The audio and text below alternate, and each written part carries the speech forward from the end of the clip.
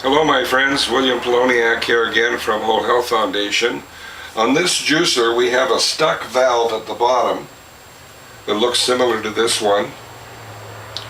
And what we're going to do to diagnose it is first we're going to heat the valve with a heat gun and back it off a very tiny bit, because what I suspect is we have metal against metal in the valve and it's preventing it from loosening.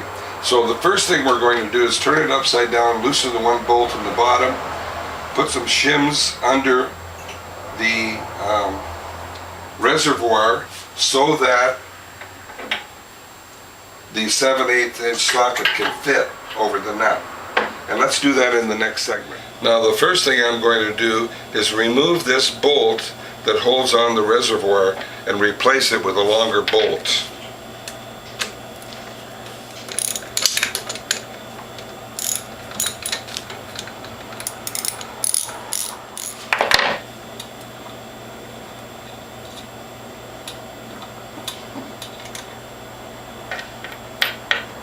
We're going to need a little longer bolt because we're going to raise up the reservoir a tiny bit so that we can get a socket wrench on that valve. There we go.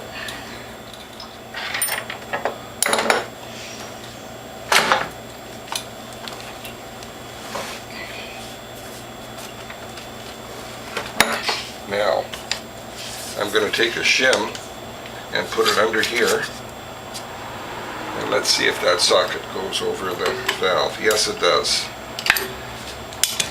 I'm going to loosen that nut just a little bit so that I can get this shim all the way under.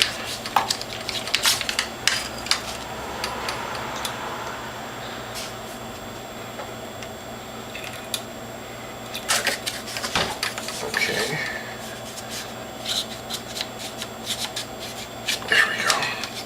And next I'm going to tighten that.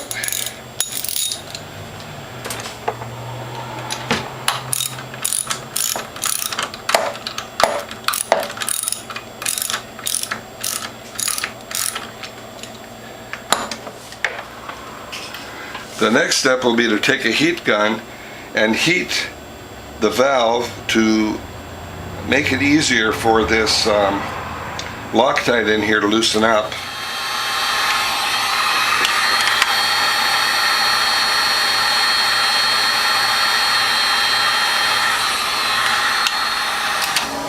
Now the next step, we're going to take the 7/8 inch socket wrench and back this off a tiny bit.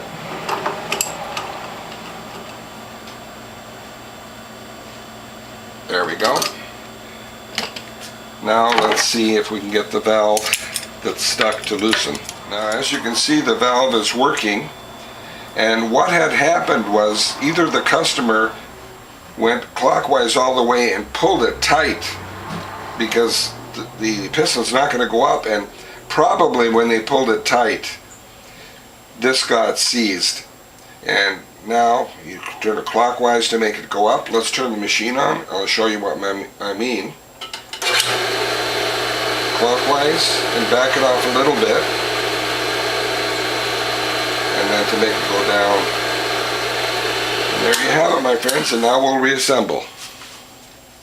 Now I'm going to remove the long bolts and replace the original proper length bolt in the reservoir bottom, and we'll tighten that all the way. There we go. Now to assemble. Alright my friends, we're all assembled now. I'll turn the machine on and show you the valve working. Now, I want to point out one thing that's very, very important. Never push the valve counterclockwise more than perpendicular to the table, because what had happened, someone had turned this all the way around and it got stuck in that position. So you don't want that to happen. We'll turn the machine on all the way up. You can see that the press is working. Let it go down. And I'm going to do one more thing for this customer. I'm going to lay the juicer on its back And there's a few very, very tiny flaws in the sheet metal. So what I'm going to do now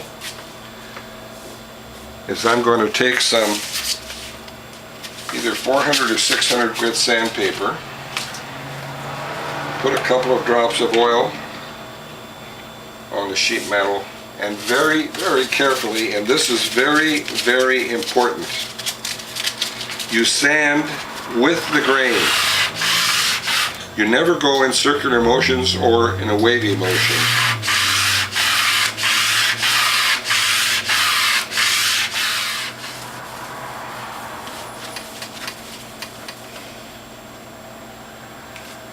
Alright, so just a reminder, if you ever scratch your sheet metal accidentally, take some 600 grit or 400 grit sandpaper, wrap it around a piece of styrofoam like I'm doing here, and with the grain, never up and down, never in circular motions, with the grain back and forth, and this will restore your sheet metal to perfect condition. There you have it, my friends, all fixed and improved a little. Now, one thing I'm going to do for transportation is tape this press down so that during the trip to Los Angeles this doesn't pop out and damage the top. Well, there you have it, my friends, a very simple fix to the valve, refurbishing the front panel a little bit. I hope you like what you've seen. If you'd like to call me, my phone number is 760-753-0321. My email address is developtrust@cox.net, and my webpage is wholehealthfound.com. And I'll see you in the next video.